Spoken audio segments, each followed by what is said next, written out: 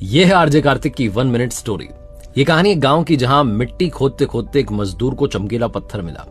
उसे इतना पसंद आया कि उसने अपने गधे के गले में घंटे की तरह उसे बांध लिया। गांव के सेठ जी ने वो देखा तो उससे पूछा कि भाई मुझे दोगे, कितने का दोगे? उसने कहा 1 किलो गुड़ दो, मैं आपको दे दूंगा। सेठ जी ने 50 रुपए का 1 किलो गुड़ उसको दिया और वो पत्थर अपने पास लिया, किराने की दुकान चलाते थे, तराजू की डंडी में बांध दिया। एक जौहरी वहां से निकला तो उसने देखा कि हीरा तराजू की डंडी में ऐसे ही बंधा हुआ है।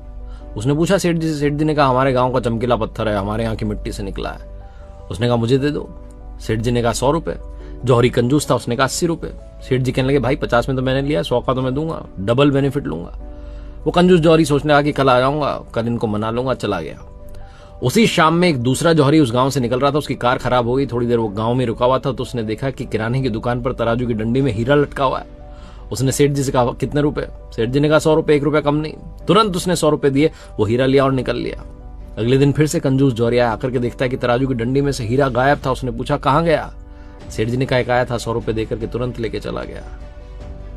वो कंजूस जौहरी सेठ जी पर गुस्सा निकालते कहने लगा तुम्हें पता भी था वो चमकीला पत्थर नहीं था, हीरा था लाखों का। सेठ जी ने कहा मुझे तो कुछ पता नहीं था, लेकिन तुम्हें तो पता था। तुम 20 रुपए के लिए झिकझिक करते रह गए और कोई 100 रुपए देकर के सीधा निकाल ले गया। लाइफ में अपॉर्चुनिटी ठीक ऐसे आती है, लेकिन हम उसे टालते हैं कल पर, परसों पर, और बाद में सिर्फ पछताते रह जाते हैं।